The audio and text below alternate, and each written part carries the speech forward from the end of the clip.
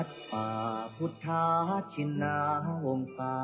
ราม รุ่งเรืองรองส่องแสงพระธรรม สุดเลิศล้ำผู้ถิ่นธานี ผู้คนไกลไกลรวมและเติมบารมี ด้วยศรัทธานำพาชีวีให้ลูกนี้สุขีเรื่อยมา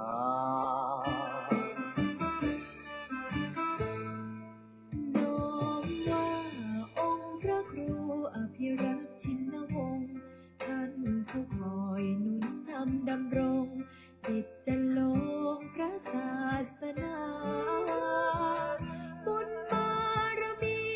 ศาสตร์ส่องสีปกป้องภาราสั่งสอนธรรมเหล่าปวงศรัทธาเทศนาพ้นวัฏฏะสงสา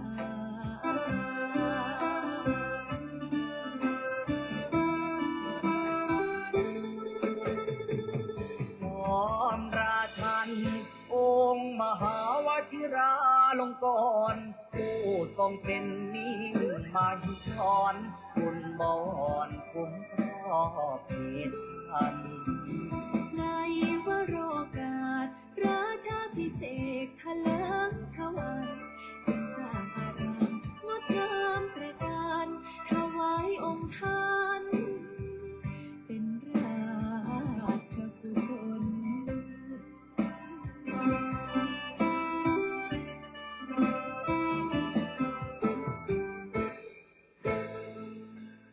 วัดป่าพุทธาชินาวงศารามกงเกิดไกรแส่สองเลือนามทั่วเขตข้างต่างไทยยินยนศูนย์รวมจิตใจสุดเลื่อมใสในดวงกมลของศรัทธาเหล่าสาธุชนสุขเลิศล้นบ่มีใดปา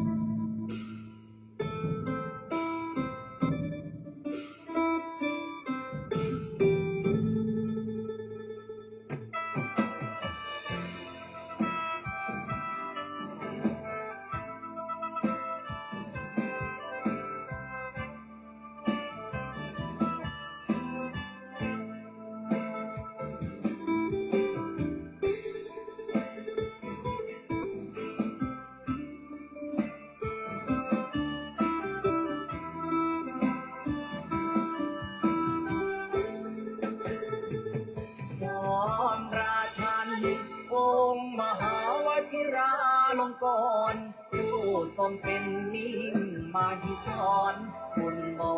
นคุ้มครอบเหตุพันในวโรกาสราชาพิเศษทะเลิงทวันจึงสร้างอารามงดงามตระการถวายองค์ท่านเป็นราชกุศล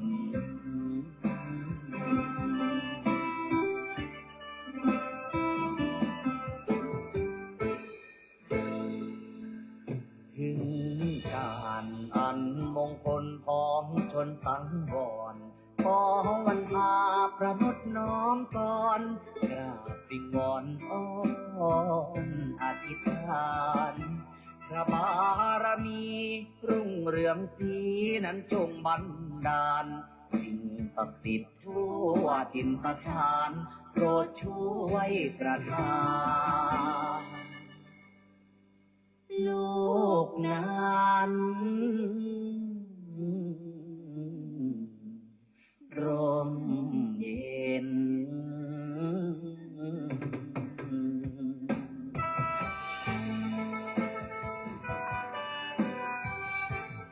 ขอความนอบน้อมในพระรัตนตรัย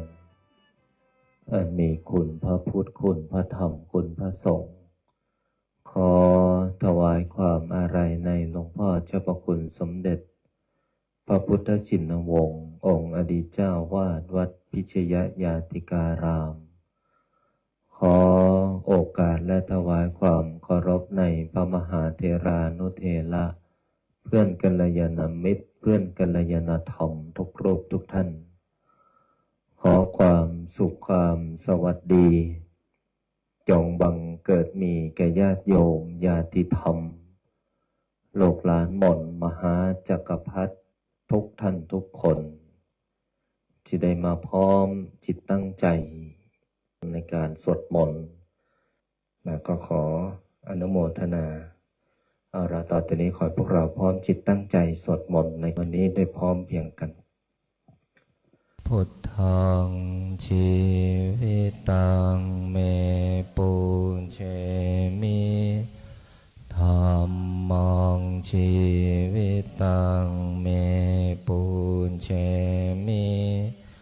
สังฆังชีวิตังเมปุเชมิพุทธังวันทามิธัมมังวันทามิสังฆังวันทามิคูปัญชาอาจาริยคุณังวันทามิมาตาปิตุคุณังวันทามิภาไตรสิกขาคุณังวันทามินะโมตัสสะภะคะวะโตอะระหะโตสัมมาสัมพุทธัสสะนะโมตัสสะภะคะวะโตอะระหะโตสัมมาสัมพุทธัสสะนะโมตัสสะภะคะวะโตอะระหะโตสัมมาสัมพุทธัสสะพุทธังสรณังคัจฉามิธัมมังสรณังคัจฉามิสังฆังสรณังคัจฉามิทุติยมปิพุทธังสรณังคัจฉามิทุติยมปิธัมมังสรณังคัจฉามิทุติยมปิสังฆังสรณังคัจฉามิตติยมปิพุทธังสรณังคัจฉามิตติยมปิธัมมังสรณังคัจฉามิตติยมปิสังฆังสรณังคัจฉามิปานาติปาตาเบรมณีสิกขาปัฏฐานสมาธิยามิอาทินนาทานาเวรมณีสิกขาปัฏฐานสมาธิยามิกาเมสุมิจฉาจาราเวรมณีสิกขาปัฏฐานสมาธิยามิโมสาวาทาเวรมณีสิกขาปัฏฐานสมาธิยามิสุราเมรยามัชฌาปมาทฐานาเวรมณีสิกขาปัฏฐานสมาธิยามิอิมานิปัญจสิกขาปัฏฐานิสมาธิยามิ อิมานิปัญจสิกขาปัฏฐานิสมาธิยามิอิมานิปัญจสิกขาปัฏฐานิสมาธิยามิสีเลนะสุขติงยันติสีเลนะโภคสัมปทาสีเรนะนิพุติงยันติตัสมามิโสทะเยนะโมตัสสะภะคะวะโตอะระหะโตสัมมาสัมพุทธัสสะนะโมตัสสะภะคะวะโตอะระหะโตสัมมาสัมพุทธัสสะนะโมตัสสะภะคะวะโตอะระหะโตสัมมาสัมพุทธัสสะพุทธังอาราธนานังกโรมิธัมมังอาราธนานังกโรมิสังฆังอาราธนานังกโรมินะโมโพธิสัตโตอาคันติมายาอิติภควานะโมโพธิสัตโตอาคันติมายาอิติภควานะโมโพธิสัตโตอาคันติมายาอิติภควานะโมโพธิสัตโตพรหมปัญโยนะโมโพธิสัตโตพรหมปัญโยนะโมโพธิสัตโตพรหมปัญโยโยโทโสโมหะจิตเตนาพุทธสมิงปาปะกะโตมายากามะธรรมเมกะตังโทสังสัพพะปะปังวินาสันโตโยโทโสโมหะจิตเตนาธรรมสมิงปาปะกะโตมายากามะธรรมเมกะตังโทสังสัพพะปะปังวินาสันโตโยโทโสโมหะจิตเตกัสสมิงปาปะกะโตมายากามะธรรมเมกะตังโทสังสัพพะปะปังวินาสันโตนะโมตัสสะภะคะวะโตอะระหะโตสัมมาสัมพุทธัสสะนะโมตัสสะภะคะวะโตอะระหะโตสัมมาสัมพุทธัสสะนะโมตัสสะภะคะวะโตอะระหะโตสัมมาสัมพุทธัสสะนะโมพุทธายะพระพุทธไตรรัตนญาณมณีโนภาลันสิสหัสสสุธรรมาพุทโธธรรมโมสังโฆยะถาพุทโมนาพุทธบูชาธรรมบูชาสังฆบูชาอาคิทานังวารังคันทังสิวารินจมหาเทลังอาหังวันทามิทุระโตอาหังวันทามิธาตุโยอาหังวันทามิสัพพะโตพุทธานธรรมสังฆปุญเชมินะโมพุทธายะพระพุทธไตรรัตนญาณมณีโนภารันสิสหัสสสุธรรมาพุทโธธรรมโมสังโฆ ยานถาพุนโมนาพุทธาบูชาธรรมบูชาสังฆบูชาอาคิทานังวะรังคันทังสิวารีจมหาเทลังอาหังวันทามิทุระโตอาหังวันทามิทาตุโยอาหังวันทามิสัพพโตพุทธาธรรมสังฆาปุญเชมินะโมพุทธายะพระพุทธาไตรรัตนญาณมานีโนปรัตสิสหัสสะสุธรรมาพุทโธธรรมโมสังโฆยานถาพุนโมนาพุทธาบูชาธรรมบูชาสังฆบูชาอาคิทานังวะรังคันทังสิวารีจมหาเทลังอาหังวันทามิทุระโตอาหังวันทามิทาตุโยอาหังวันทามิสัพพโต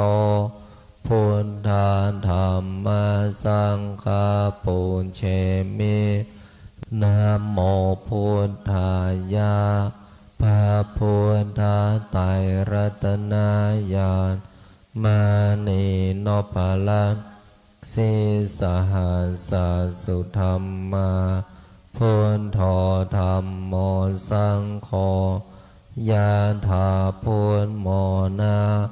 พุทธาบูชาธรรม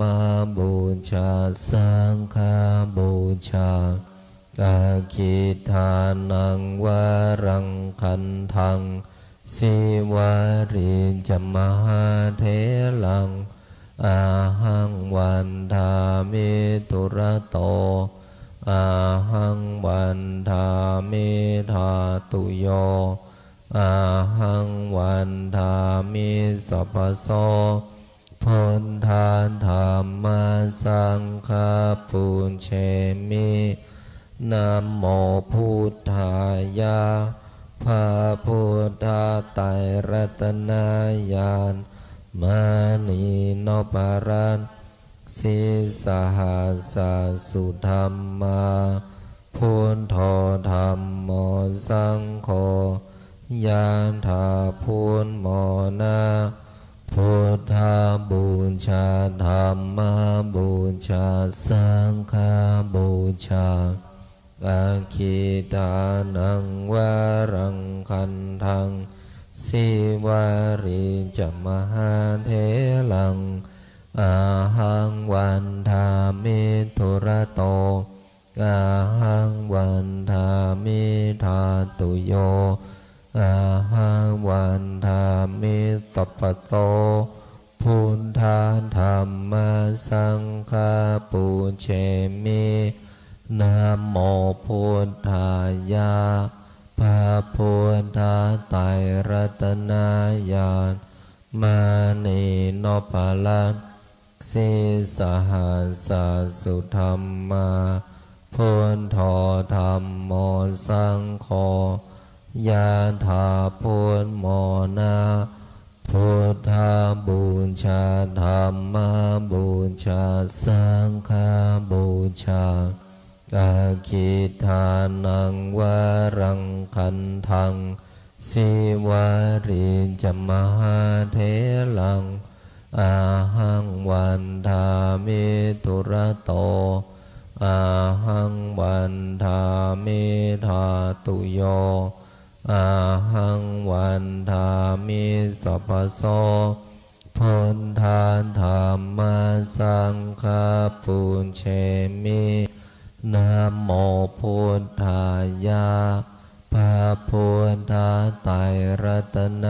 ญาณมานีโนปลัสสิสหัสสะสุธรรมาพุทโธธรรมโมสังโฆ ยะถาพุทโมนะ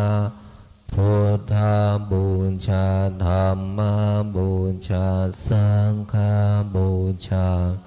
อาคิทานังวารังคันทัง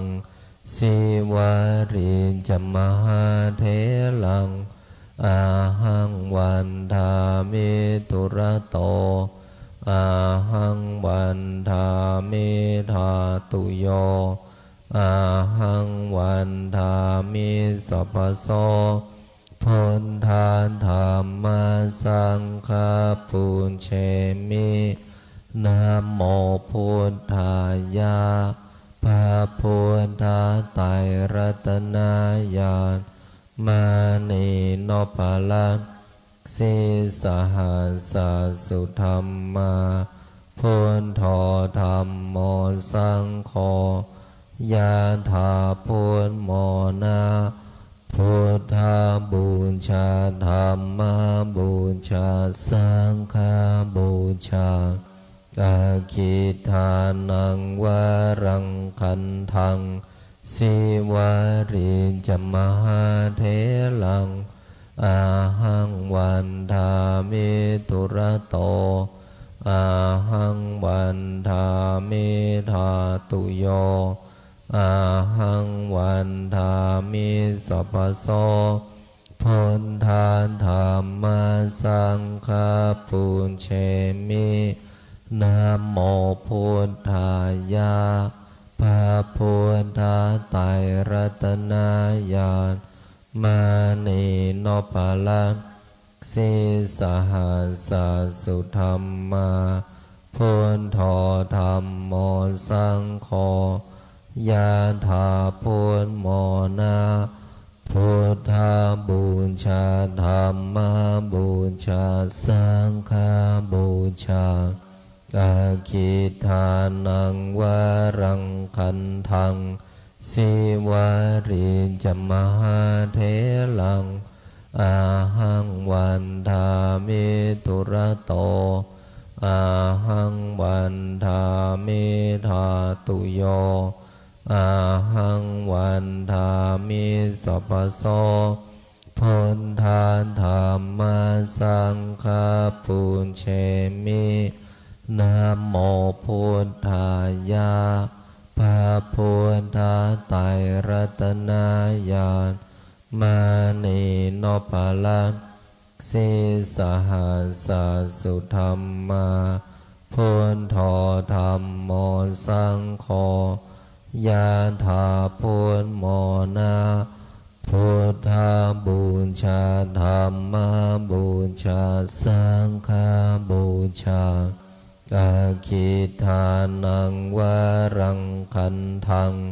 สิวาริจมหาเถลัง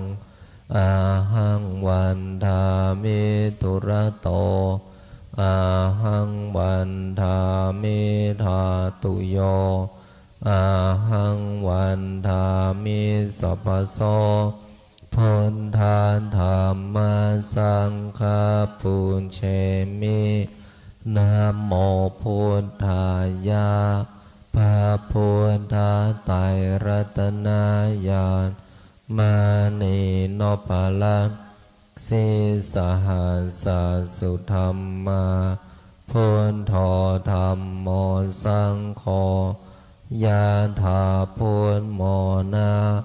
พุทธาบูชาธัมมาบูชาสังฆาบูชา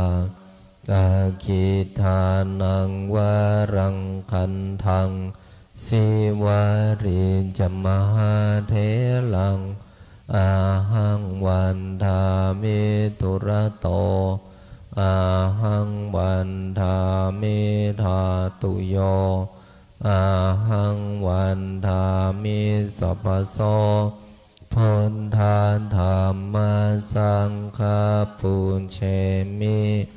นะโมพุทธายะพระพุทธไตรรัตนญาณมานีโนปะละสิสหัสสะสุธรรมาพุทโธธัมโมสังโฆ ยะถาพุทโมนะพุทธาบูชาธัมมาบูชาสังฆาบูชาอาคิทานังวารังคันทังสิวาริจมหาเถลังอาหังวันทามิตุระโตอาหังวันทามิธาตุโยอาหังวันทามิสัพพโสพุทธาธัมมาสังฆาปุญเชมินะโมพุทธายะพระพุทธไตรรัตนญาณมานีโนภลังสิสหัสสุธรรมาพุทโธธัมโมสังโฆยะถาพุทโมนะพุทธาบูชาธัมมาบูชาสังฆาบูชาอาคิทานังวารังคันทัง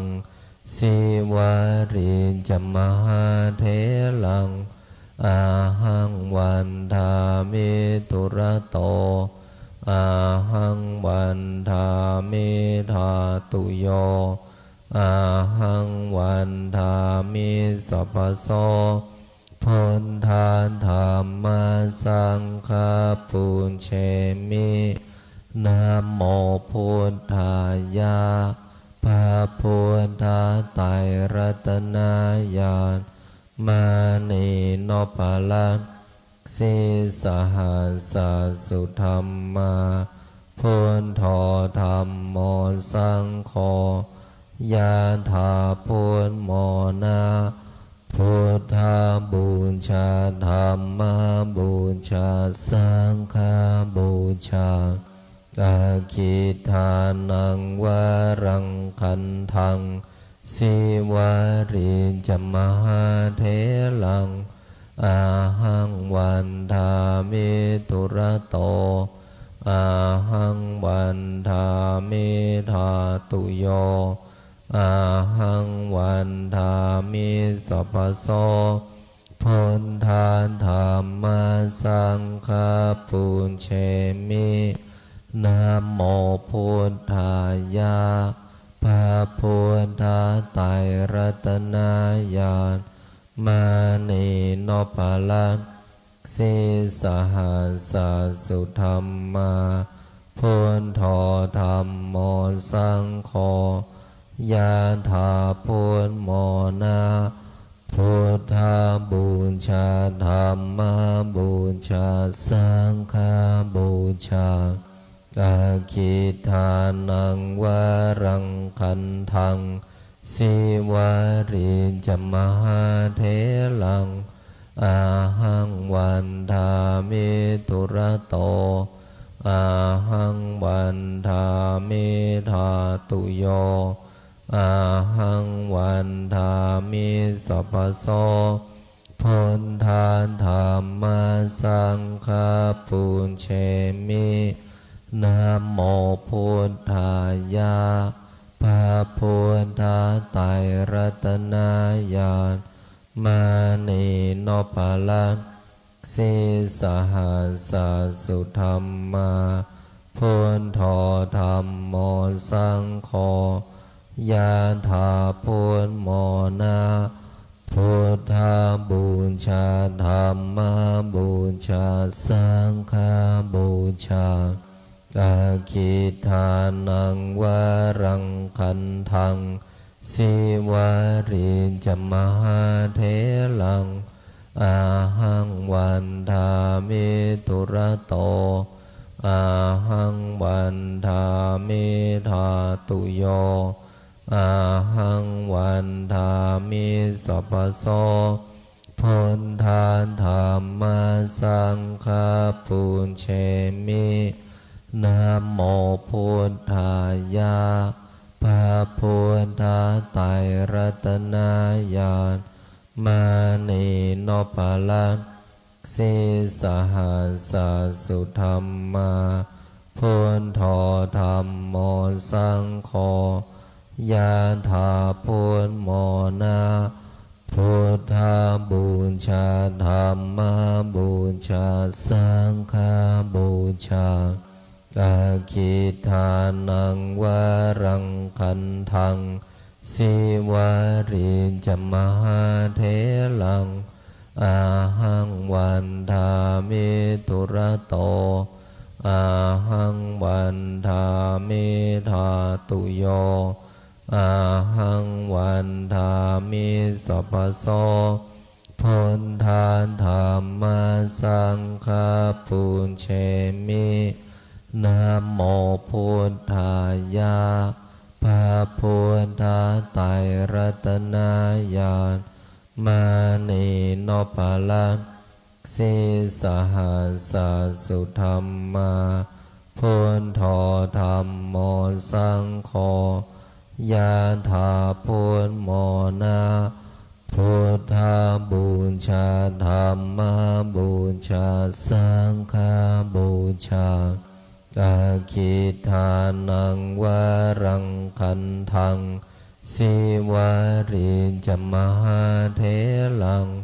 อาหังวันทามิตุระโตอาหังวันทามิธาตุโยอาหังวันทามิสัพพโสพุทธาธัมมาสังฆาปุญเชมินะโมพุทธายะพระพุทธไตรรัตนญาณมานีโนภาลังสิสหัสสุธรรมาพุทโธธัมโมสังโฆยะถาพุทโมนะพุทธาบูชาธรรมบูชาสังฆบูชาอาคิทานังวรังคันทังสิวาริจมหาเถลังอาหังวันทามิตุระโตอาหังวันทามิธาตุโยอาหังวันทามิสัพพโสพุทธาธัมมาสังฆาปุญเชมินะโมพุทธายะพระพุทธไตรรัตนญาณมานีโนภาลังสิสหัสสุธรรมาพุทโธธัมโมสังโฆยะถาพุทโมนะพุทธาบูชาธรรมบูชาสังฆบูชาอาคิทานังวรังคันทังสิวาริจมหาเถลังอาหังวันทามิตุระโตอาหังวันทามิธาตุโยอาหังวันทามิสัพพโสพุทธาธัมมาสังฆาปุญเชมินะโมพุทธายะพระพุทธไตรรัตนญาณมานีโนภาลังสิสหัสสุธรรมาพุทโธธัมโมสังโฆ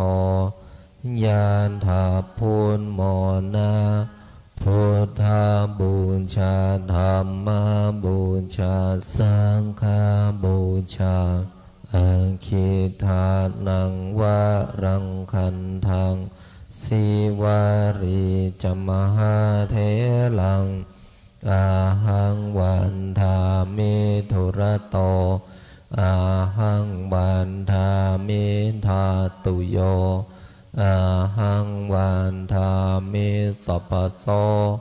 พุทธาธัมมาสังฆาปุญเชมินะโมพุทธายะพระพุทธไตรรัตนญาณมานีโนภาลังสิสหัสสุธรรมาพุทโธธัมโมสังโฆ ยะถาพุทโมนาพุทธธัมมาบูชาสังฆบูชาอาคิทานังวารังคันทังสิวาริจมหาเถลังอาหังวันทามิตุระโตอาหังวันทามิธาตุโยอาหังวันทามิสัพพโสพุทธาธัมมาสังฆปุญเชมินะโมพุทธายะพระพุทธไตรรัตนญาณมานีโนปารันสิสหัสสสุธรรมาพุทโธธัมโมสังโฆยะถาพุทโมนาพุทธบูชาธัมมาบูชาสังฆบูชาอาคิทานังวารังคันทังสิวาริจมหาเถลังอาหังวันทามิทุระโตอาหังวันทามิธาตุโยอาหังวันทามิสัพพโสพุทธาธัมมาสังฆปุญเชมินะโมพุทธายะพระพุทธไตรรัตนญาณมานีโนปาลันสิสหัสสสุธรรมาพุทโธธัมโมสังโฆยะถาพุทโมนาพุทธบูชาธัมมาบูชาสังฆบูชาอาคิทานังวารังคันทังสิวาริจมหาเถลังอาหังวันทามิทุระโตอาหังวันทามิธาตุโยอาหังวันทามิสัพพโสพุทธาธัมมาสังฆปุญเชมินะโมพุทธายะพระพุทธไตรรัตนญาณมานีโนปาลันสิสหัสสสุธรรมาพุทโธธัมโมสังโฆยะถาพุทโมนาพุทธบูชาธัมมาบูชาสังฆบูชาอาคิทานังวารังคันทังสิวาริจมหาเถลังอาหังวันทามิทุระโตอาหังวันทามิธาตุโยอาหังวันทามิสัพพโสพุทธาธัมมาสังฆปุญเชมินะโมพุทธายะพระพุทธไตรรัตนญาณมานีโนปาลันสิสหัสสสุธรรมาพุทโธธัมโมสังโฆยะถาพุทโมนาพุทธบูชาธัมมาบูชาสังฆบูชาอาคิทานังวารังคันทังสิวาริจมหาเถลังอาหังวันทามิทุระโตอาหังวันทามิธาตุโยอาหังวันทามิสัพพโสพุทธาธัมมาสังฆปุญเชมินะโมพุทธายะพระพุทธไตรรัตนญาณมานีโนปาลันสิสหัสสสุธรรมาพุทโธธัมโมสังโฆ ยะถาพุทโมนะพุทธาบูชาธัมมาบูชาสังฆาบูชาอาคิทานังวรังคันทังสิวาริจมหาเถลังอาหังวันทามิตุระโตอาหังวันทามิธาตุโยอาหังวันทามิสัพพโสพุทธาธัมมาสังฆาปุญเชมินะโมพุทธายะพระพุทธไตรรัตนญาณมานีโนภาลังสิสหัสสุธรรมาพุทโธธัมโมสังโฆยะถาพุทโมนะพุทธาบูชาธัมมาบูชาสังฆาบูชาอาคิทานังวรังคันทังสิวาริจมหาเถลังอาหังวันทามิตุระโตอาหังวันทามิธาตุโยอาหังวันทามิสัพพโสพุทธาธัมมาสังฆาปุญเชมินะโมพุทธายะพระพุทธไตรรัตนญาณมานีโนภาลังสิสหัสสุธรรมาพุทโธธัมโมสังโฆยะถาพุทโมนะพุทธาบูชาธัมมาบูชาสังฆาบูชาอาคิทานังวรังคันทังสิวาริจมหาเถลังอาหังวันทามิตุระโตอาหังวันทามิธาตุโยอาหังวันทามิสัพพโสพุทธาธัมมาสังฆาปุญเชมินะโมพุทธายะพระพุทธไตรรัตนญาณมานีโนภาลังสิสหัสสุธรรมาพุทโธธัมโมสังโฆยะถาพุทโมนะ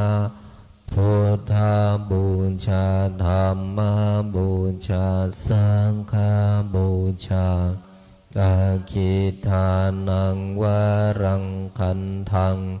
สิวาริจมหาเถลังอาหังวันทามิตุระโตอาหังวันทามิธาตุโยอาหังวันทามิสัพพโสพุทธาธัมมาสังฆาปุญเชมินะโมพุทธายะพระพุทธไตรรัตนญาณมานีโนภาลังสิสหัสสุธรรมาพุทโธธัมโมสังโฆยะถาพุทโมนะพุทธาบูชาธัมมาบูชาสังฆาบูชาอาคิทานังวรังคันทังสิวาริจมหาเถลังอาหังวันทามิตุระโตอาหังวันทามิธาตุโย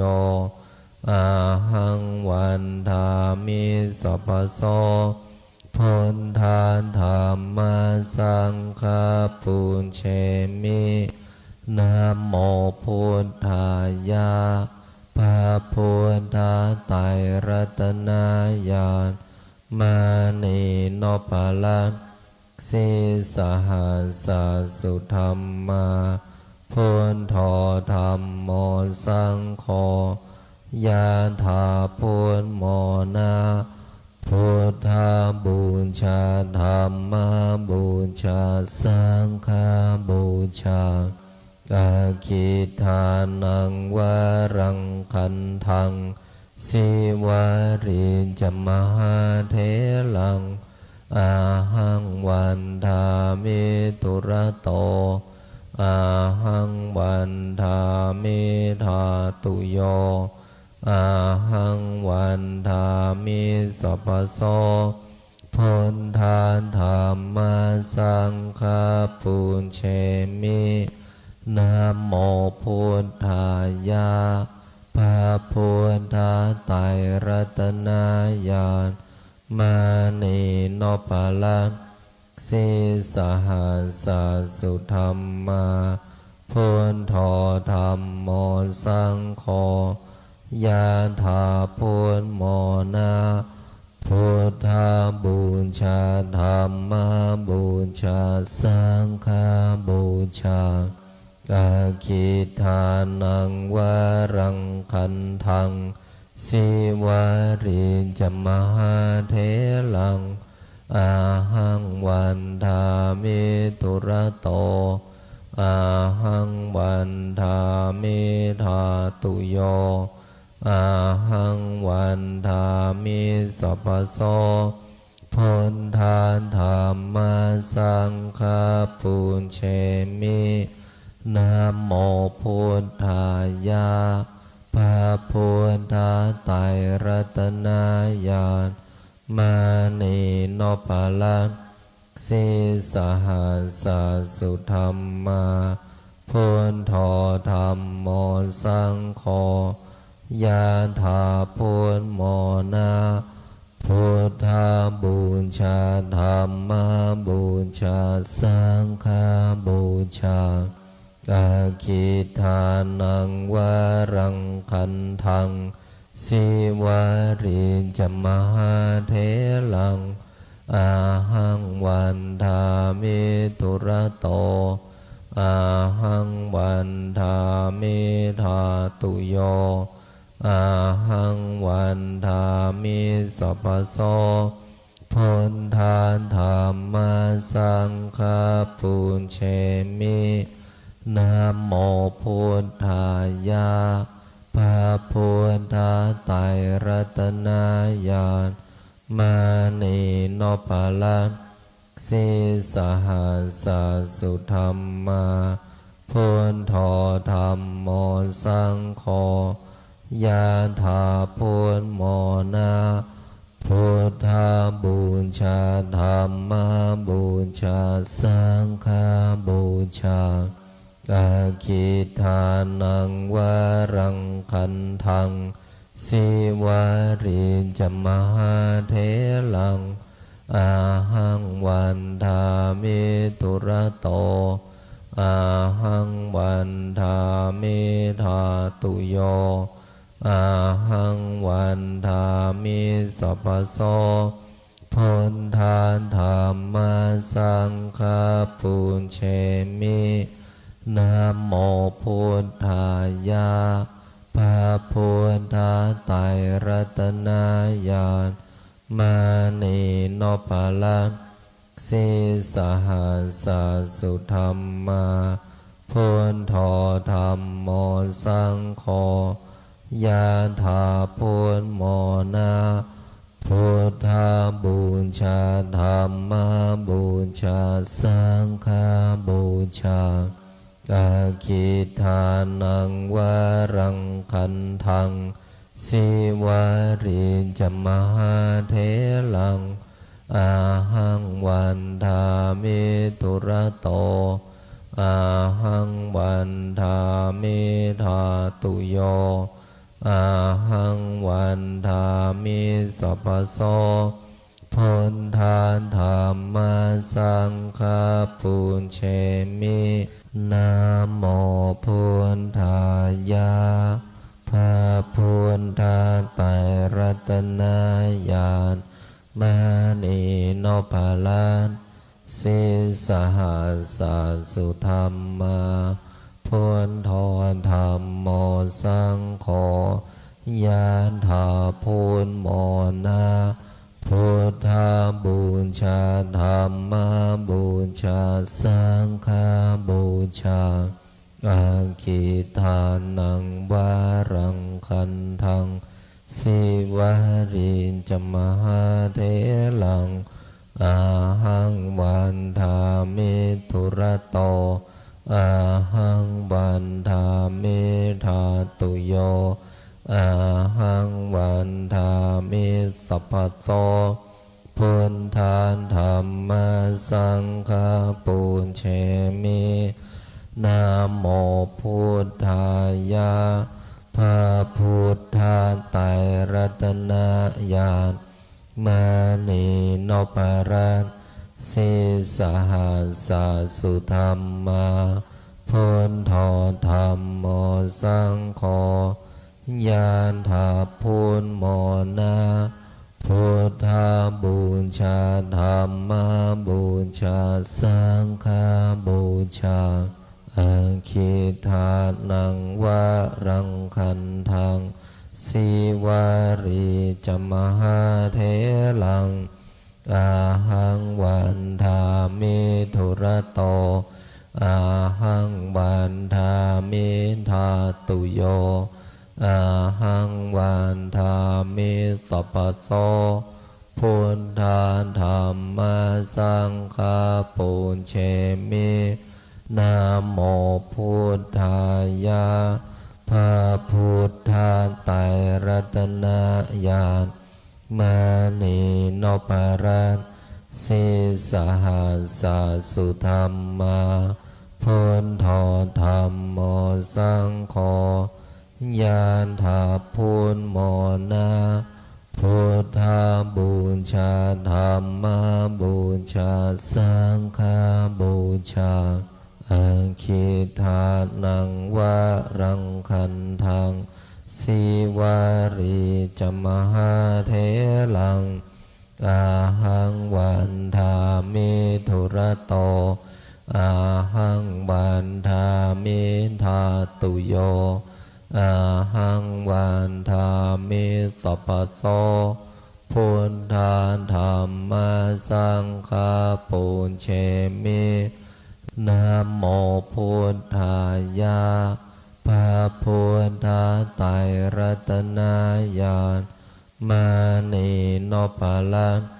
สิสหัสสะสุธรรมาพุทโธธัมโมสังโฆยะถาพุทโมนะพุทธบูชาธรรมบูชาสังฆบูชาอาคิทานังวารังคันทังสิวาริจมหาเถลังอาหังวันทามิทุระโตอาหังวันทามิธาตุโยอาหังวันทามิสัพพะโสพุทธานธรรมสังฆปูญเชมินะโมพุทธายะพระพุทธไตรรัตนญาณมานีนพรัตน์สิสหัสสะสุธรรมาพุทโธธัมโมสังโฆยะถาพุทโมนะพุทธบูชาธรรมบูชาสังฆ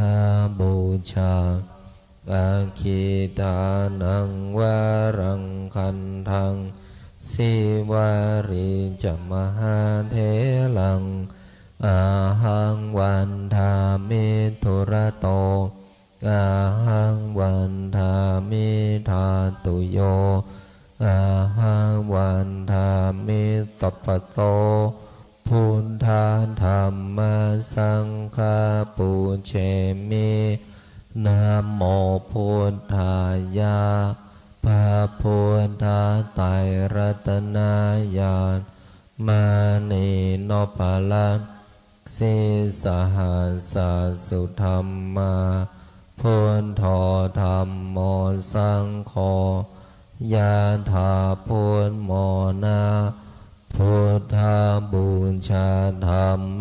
บูชาสังฆบูชาอาคิทานังวรังคันทังสิวาริจมหาเถลังอาหังวันทามิทุระโตอาหังวันทามิธาตุโยอาหังวันทามิสัพพโสพุทธาธรรมสังฆปุญเชมินะโมพุทธายะพระพุทธไตรรัตนญาณมณีนพลัสสิสหัสสะสุธรรมาพุทโธธรรมโมสังโฆยะถาพุทโมนะพุทธบูชาธรรมบูชาสังฆบูชาอาคิทานังวะรังคันทังสิวาริจมหาเถลังอาหังวันทาเมตุระโตอาหังวันทาเมธาตุโยอาหังวันทาเมสัพพโสพุทธธรรมสังฆปุญเชมิสัมเพพุทธาสัมเพธัมมาสัมเพสังฆาพลัมปัตตาปัจเจกานันจะยังพรังอรหันตานันจะเตเชนะราคัมพันธามิสัมภาโสสัพเพพุทธาสัมเพธัมมาสัมเพสังฆาพระปัตตาปัจเจกานันจะยังพรังอรหันตานันจะเตเชนะราคัมพันธามิสัมภาโสสัมเพพุทธาสัมเพธัมมาสัมเพสังฆาพละปันตาปัญเจกานันจะยังพรังอรหันตานันจะเตเชนะราคัมพันธามิสัมภาโสพุทธังอธิธามิธัมมังอธิธามิสังฆังอธิธามิขออำนาจบุญกุศลที่เกิดจากการสวดมนต์บทมหาจักรพรรดิบุญใดกุศลใดที่สำเร็จแล้วจงประสิทธิประทานพรให้ลูกหลานมนต์มหาจักรพรรดิทุกท่านทุกคนจงมีแต่ความสุขความเจริญนึกคิดทำปรารถนาสิ่งใดขอให้สิ่งนั้นพันสำเร็จสมความปรารถนาทุกประการอีกทั้งขอให้ทุกคนอย่าอดอย่าอยากอย่ายากอย่าจนให้มั่งให้มีให้ร่ำให้รวยมีเงินมีทองเหลือกินเหลือเก็บเหลือใช้มีสุขภาพร่างกายที่แข็งแรงมีอายุขัยที่ยืนยาวถึง100 ปีทุกท่านทุกคนเทินขออนุโมทนากราบลาพระรัตนตรัยได้พร้อมเพียงกัน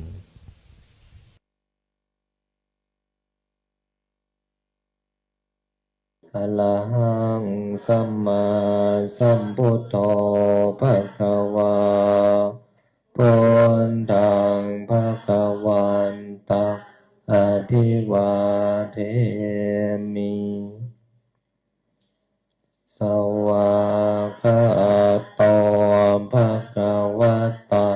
ธัมโมธัมมังนามัสสามิ สุปฏิปันโนภะคะวะโตสาวกสังโฆสังฆนามามิ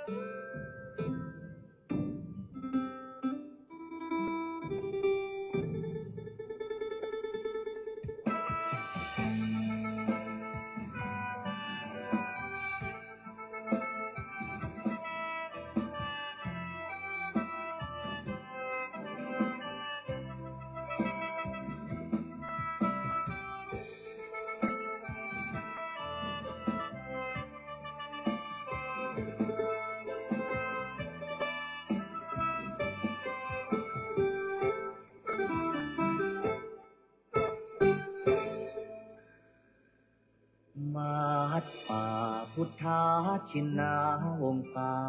ราม รุ่งเรืองรองส่องแสงพระธรรม สุดเลิศล้ำผู้ถิ่นธานี ผู้คนไกลๆรวมแรงเติมบารมี ด้วยศรัทธานำพาชีวี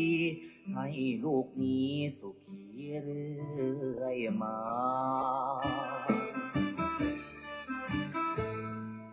น้อมว่าองค์พระครูอภิรักษ์ชินวงศ์ท่านผู้คอยหนุนนำดำรง จิตจะลงพระศาสนาบุญบารมีชาติส่องสีปกป้องภาราสั่งสอนธรรมเหล่าปวงศรัทธาเทศนาพ้นวัฏฏะสงสาร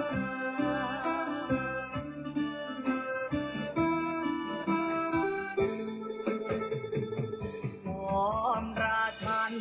องค์มหาวชิราลงกรณ์ผู้ทรงเป็นนิมาหิสรบุญบอนคุ้มครอบเหตุทัน ใน